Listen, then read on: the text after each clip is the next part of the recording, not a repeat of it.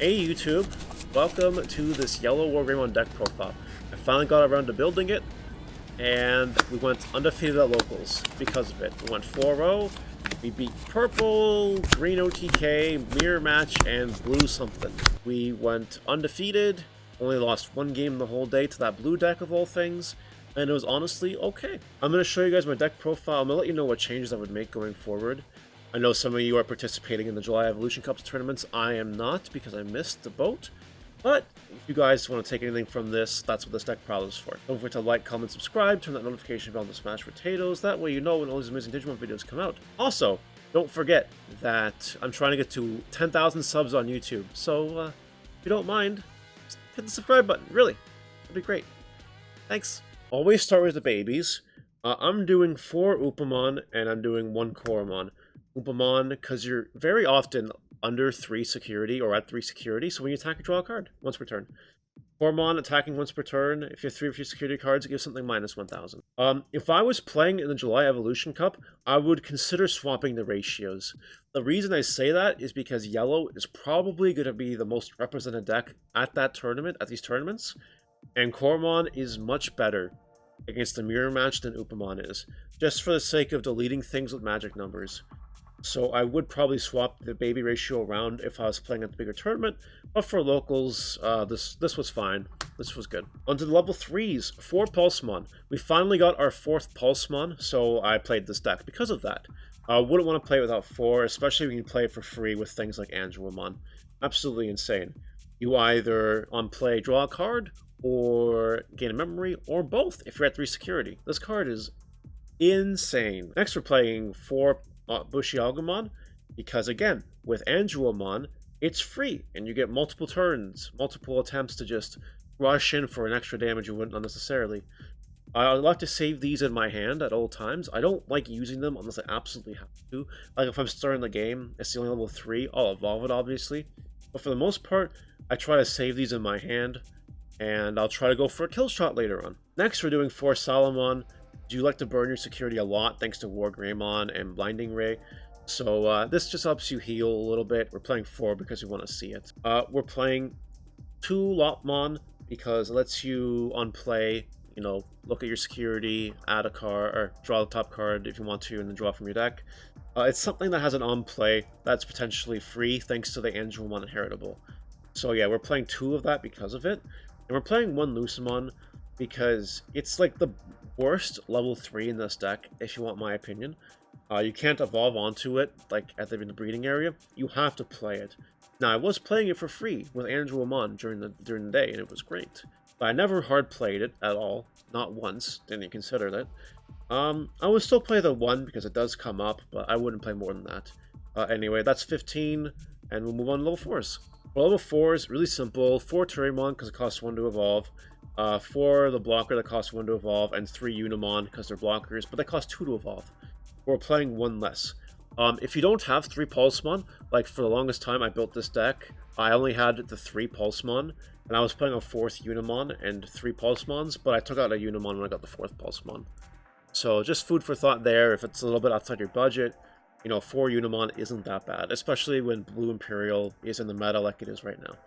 But that's it for the level 4s. There's 11. Wouldn't change any. Level 5s.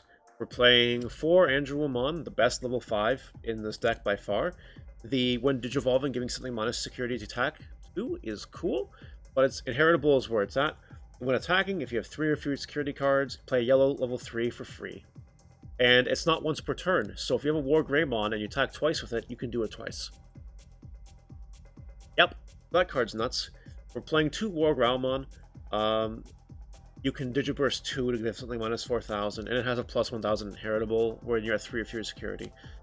We don't need 4 of it or anything like that, because we do play cards that do delete things through DP, unlike Mastermon where it doesn't, so you really want these. So 2 is fine, no biggie. And we're playing 2 of the Angelmon that just heals you if you evolve and you have 3 or less security. That's it. This level 5 line is perfect. Again, wouldn't change a single thing in it. Level 6s. 3 Wargreymon, because you only need 3. You see them often enough, and really good card. Really good card. No complaints. For those of you that are unaware of what it does, When attacking, you take the top card of your security stack, add it to your hand, you restand him, and minus 6,000 something on your opponent's side of the field. It deletes a thing, it gets an extra attack for 1 security less, which is manipulation that you can take advantage of with Upamons and Angelmons. Honestly, this card is broken. Really, really freaking powerful. But 3 is fine. You can't always use it, which is why I'm playing 3 and not 4. I was playing 4, but I was into situations where I was drawing the Wargreymon and couldn't really take advantage of it. So 3 is fine. 3 is no biggie. Next, we play 2 Angelmon, because when Digivolving minus 8,000 is really good. Really good. And it can go crazy with things like Wargreymon. You know, minus 12,000. Deletes big things. And we're playing 2 Angelmon. In locals, I don't think I played this card or evolved this card once. I don't think I used it at all. I kept using Slashes and Wargreymon. But in theory, it's there because when you attack with it and you have 3 or fewer security, you play level 3 from your hand for free. So again, you're getting 2 free bodies if you have this and this combined together. So that's why it's there. It also has the on-play heal too, but literally never need to do that the entire day. Like, I'm thinking about it, and this might just be better off as another Slash. Because I was kind of wishing I had Slashes at one point. But besides that, no real changes to level 6s. I think they're fine. Just because they didn't come up in 4 rounds today doesn't mean they're not good. They do have applications. They've come up in testing. They're okay cards. They're okay. Level 7s, 3 Chaosmon Valderarms. When Digivolving, minus 7,002 things. And gain 3 memory on deletion. Really good. I did have the God term in playtesting, not in tournament. But when I did a minus 14, a minus 8, and a minus 4 in the same turn, for those of you that can't do the quick math in your brain, that's 26,000 DP drop in 1 turn. That board wiped someone in testing. And it does come up. It just didn't come up in locals today. But the fact that you can do that and break a whole board, pretty nuts. The yellow top end is a really good card, and I want to play 3 because I want to see it. Almost want to play 4 actually, but I think 3 is okay. For Tamers, we play 3 TK because having 3 memory to start your turn is really good, and being able to loot your security, add a card to your hand, and replace it is honestly really good. Really good memory, really good security manipulation. It's the best Tamer in the game right now, if you ask my opinion. And finally, 3 Blinding Ray. Trash top card your security, gain 2 memory. You can do this card if you have no security. You can just gain 2 memory. Crazy. A downside, no security effect. It's not a big deal. If you see it with a TK, just add it to your hand, usually, not a big deal. And this gives you enough memory to push for things.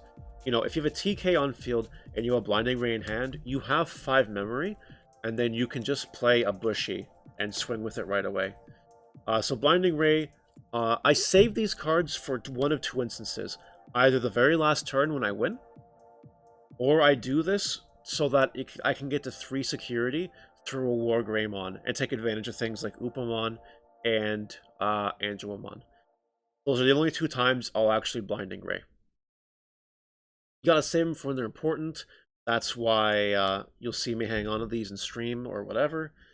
And that's all I gotta say about the deck, guys. We'll go to the closing thoughts real quick. And there you have it, guys. That is Yellow Wargreymon for the Set 4 format. Arguably, like, this deck is freaking insane. It is the best deck of the format. It's so versatile. It heals, it kills things, it attacks multiple times. This deck literally has everything in it. If I was playing in the July Evolution Cup, I would play this every chance I could. Any big tournament, I would play it. Absolutely, with such big prizes on the line. So anyone that's going to those tournaments, you should consider Yellow Wargreymon. You should play the deck, and you'll have the most success with it. What did you guys think about the deck? Leave it in the comments. Would you change anything? I know a lot of yellow decks are similar right now, because Yellow Wargreymon's pretty established. The same 40, 45 cards, 48, 49 cards are the same usually between everyone. It's just because yellow has like high 40s of really good cards. And it's just kind of the way it is. It makes deck building a little boring, but we try to spice it up with the ratios. We do what we can. And that's all I gotta say. Hopefully you guys enjoyed it. We'll see you next time. Take care.